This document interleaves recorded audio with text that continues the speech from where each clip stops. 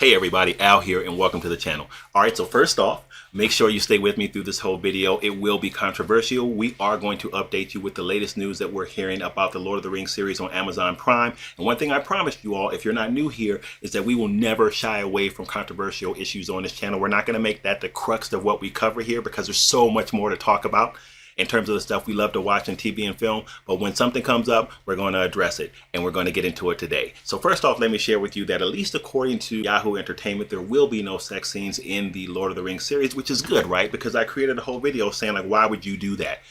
But for no other reason, being an attempt to try and attract the Game of Thrones crowd to your work when that's not what Tolkien's work is about, don't do it. So apparently, hopefully, we're not going to get that. But then there is still the big elephant in the room about people screaming about wokeness as it relates to some of the casting going on with the Lord of the Rings series. And certainly we are going to have some race swapping, and we are going to have some brown folks that are not typically brown folks in the Lord of the Rings work. So I want to get into that, and I'm going to be honest about my own opinion as it relates to that, which has changed a little bit, so I'll share that with you. I do want to say that you are welcome to address anything that I say in this video, but one thing that we do on this channel is we pride ourselves on being respectful. You certainly do not have to agree with me. It's one man's opinion. So now, let's get into it. So Vanity Fair gave us some pictures today of some of the things that we might expect in the upcoming Lord of the Rings series, and I gotta tell you, man, look, the visuals look fantastic. I'm so ready for this show. The world building, the production value looks top notch, and they got big shoes to fill with what Peter Jackson gave us. But we did see in those images some things that certainly are not likely, should I say, reflective of what we would see in Tolkien's work. We got a black dwarf in there. Dizza is her name, Queen of the Dwarfs. We got a new black character as well. So we're going to see some race swapping in this, and we're going to see some diversity in this, and people are upset about that because they feel like it's forced diversity. So let me address that in a couple of different ways here. So there's a little bit of a change, right, with me. If you saw a video I made before, and this was a while ago, I said that I don't want anything changed in Tolkien's work. I want it exactly reflective from what I remember as reading the books as a kid and then seeing some of the animations and now the latest movies from Peter Jackson. I don't want any change. But then I was challenged on that, and what they said to me made a lot of sense because they said to me, Al, well, what difference does it make if a dwarf is white or black or Asian, for that matter? What difference does it make? After all, it is fantasy. And if it doesn't really touch the core tenets of the story, if none of that changes, what difference does it make? And that makes a lot of sense to me. So here's what I think. I think that as long as the story stays for the most part with what Tolkien intended, I think that we're fine.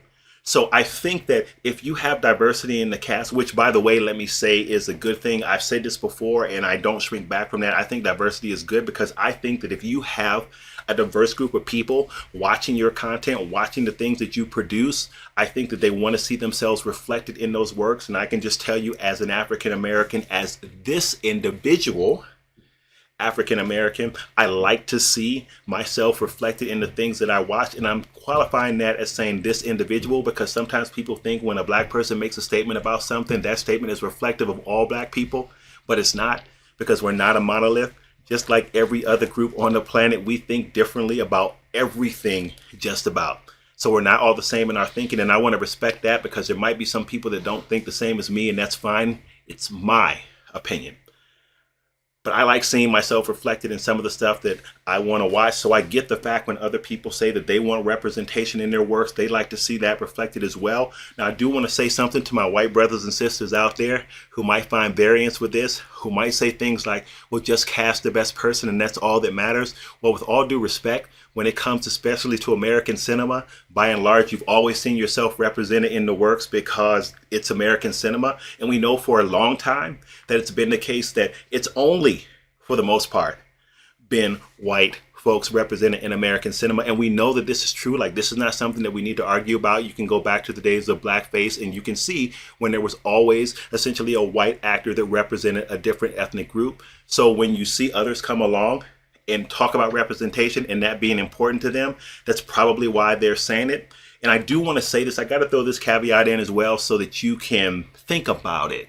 All right. I've said this in a video before. It is an illusion, Darksiders, that all of a sudden diversity became a main issue in American cinema.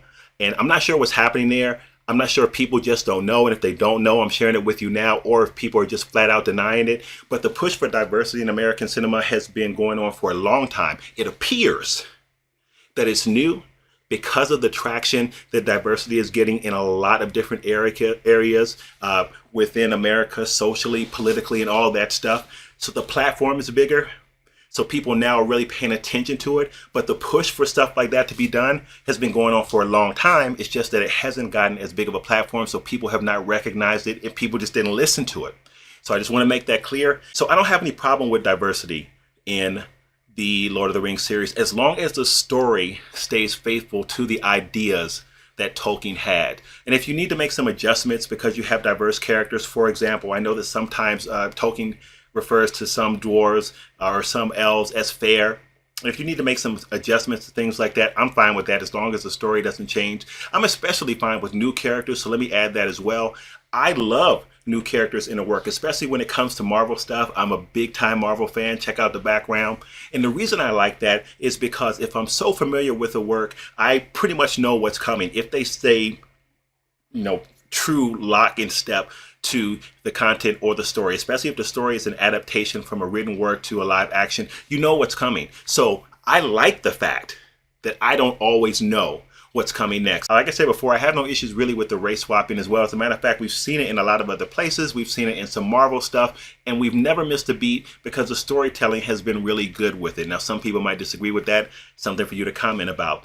And this channel is really built, the strength, the core, the foundation of our channel comes from a show called Into the Badlands, which was supremely diverse. And I can tell you from having spoken to Daniel Wu, who is the star of the show, they made a concerted effort to diversify the show. Now, let me wrap it up by saying this, and this might seem like a little bit of a contradiction, and if you think so, then just let me know in the comments, but I feel like it's not.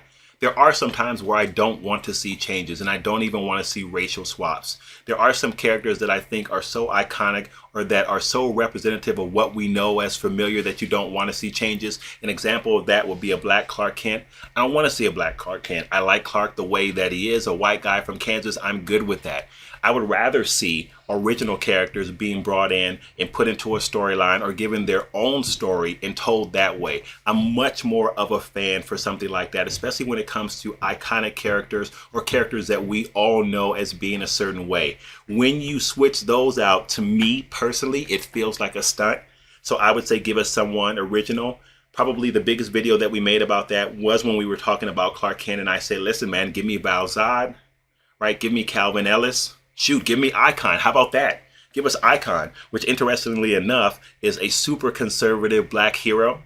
Give me somebody like that. So I like the idea of original characters when it comes to diversity as well. But again, reflecting back to the Lord of the Rings series and the fact that they have diversified this, I have no problem with that for the most part, as long as the story is consistent with the tone of what it is that Tolkien gave us from what we're familiar with. Like, comment, subscribe. Love you guys, and I'll see you on the next video.